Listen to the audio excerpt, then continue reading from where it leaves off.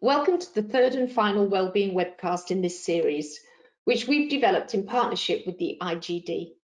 My name is Deborah Hume, and in this session, we'll be sharing insights and techniques to help us focus the mind on the things that we can control and stay focused on task. So I'm from Minerva Engagement, and for those of you who don't know us already, we support people and business in times of change to promote well-being and performance. So how do we stay cool, and how do we make sure that we use our limited thinking resources well? I think the first thing to understand is that our thinking resources do run down and they do tire very easily. We have two thinking processes, one that enables us to be very logical, to strategize, to set goals, and the other set of processes that are much more instinctive, much more unconscious, and actually allow us to respond very, very quickly to changing situations. Now, for most of us, we tend to think that we are logical first and emotional second, but actually, for all of us, it's the other way round. We are emotional creatures first, and it's only when our logical thinking has been able to calm our emotional self that we can think logically in the way that we think all the time. Now, those logical thinking resources, if you like, those thinking processes that enable us to operate much more consciously and much more slowly, are very limited in terms of their ability to kick into action. And in order to keep them sort of functioning properly, or in order to keep them functioning properly, we have to eat well, we have to sleep well. And when they're not functioning properly, then our emotional self can get out of control. So our rational self tires very easily, particularly when we're in periods of change and uncertainty. And the more that rational self tires, the less able we are to focus on task, the less able we are to focus our attention on one thing. And this is exacerbated by the fact that most of us think we can multitask quite happily, and we practice multitasking on a day-to-day basis. It's not helpful. We don't multitask, we multi-switch, and as we multi-switch between tasks, we tire ourselves even more. The other compounding challenge is that we've got so used to all our different tablets and phones and email and switching madly between all of them that we've created this butterfly mind. And I'm not talking about a wandering mind, which is where we're just wandering on different thoughts and we're quite relaxed, which is different. I'm talking about this mind that sort of hops and flies from one thing to another and can't actually focus on any one thing. And the reason that that gets worse, the more we keep switching, is because every time we get an email that we reply to, or a chat message that we see, or a like on our social media, we get a little reward, we get a shot of dopamine that makes us feel good. So we actually, it's almost like a maladaptive process, we actually get rewarded for hopping rapidly between different things. Unfortunately, as we do that, our ability, as I say, to focus our attention reduces quite considerably.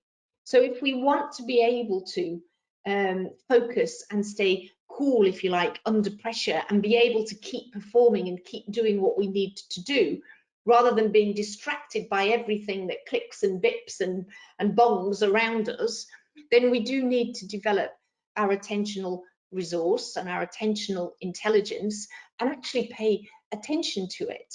So if we're in a situation where we can't focus on anything for more than 5 minutes, then it might be that we need to do some work to actually develop our attentional intelligence. And that work is quite straightforward. It's almost training ourselves into a new habit. So if we need to focus on something, whether it's a letter or whether it's a report or whether it's some study that we're doing or something intensive that we're doing for work, then we need to make time for it. We need to create an environment that is conducive, which might mean that we create a quiet space. We might like music in the background, that's up to us, but we switch everything off. And the only thing that we do is focus on that one thing. And if we do that over time, and we focus our attention for 15 minutes and then 30 minutes, we should be able to get it up to 90-minute bursts without having the need to stand up and walk or answer the phone or send an email. That would be quite helpful. And if you want to find out more about this, there is a fantastic book called Deep Work by Cal Newport. You can buy it on Amazon, but he goes into it in quite a lot of detail, the importance of making sure that we can do what he calls deep work and also do shallow work. And shallow work is where we don't need to do quite so much focused attention, or we don't need to have quite so much focused attention, but we can switch between the two rather than not being able to do deep work, which is where quite a number of us are at the moment. So how else do we stay cool under pressure? In addition to managing our attentional resources, it comes back to reducing those negative influences.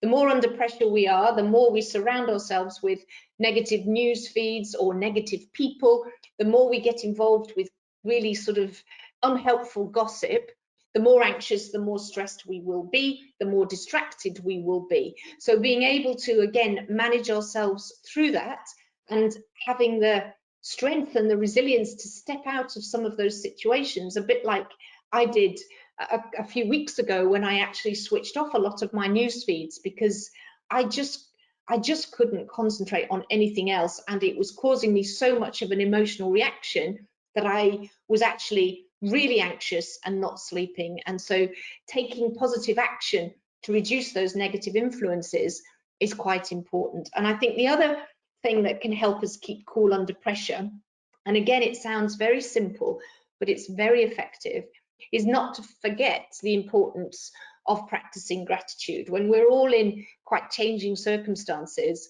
it's quite easy to focus on all of the things that tend to go wrong rather than some of the things that actually are going right. And as we practice gratitude, it comes back to the ability of being able to rewire our brain as we start to tell ourselves that actually it's not that bad. I've still got a roof over my head. I can still contact people on Zoom. I have still got some food on my table. As long as we can practice gratitude, then actually it takes us away from some of those negative thoughts that are so damaging and have an impact not just on what we're thinking, but also on our mood and also on our body and our sense of well-being. So we've come to the end of our third webcast. I hope you found them interesting, and I hope you found some elements in all of them that you can reflect on and that you can put into practice in your own lives. As per the other two webcasts, we have some handouts that you can download about how to stay cool under pressure and some of the things that you can think about around managing attention, keeping a positive mindset, and practicing gratitude. As you're aware, Minerva Engagement has an online training module which goes into a lot more detail about Engage Whole Self, and you can find much more about that on the events page on our Minerva Engagement website. And you'll also find the other two webcasts and all the download materials on the IGD website. So thank you very much for joining me. I hope you have found the content helpful and useful, and please do stay in touch. Thank you.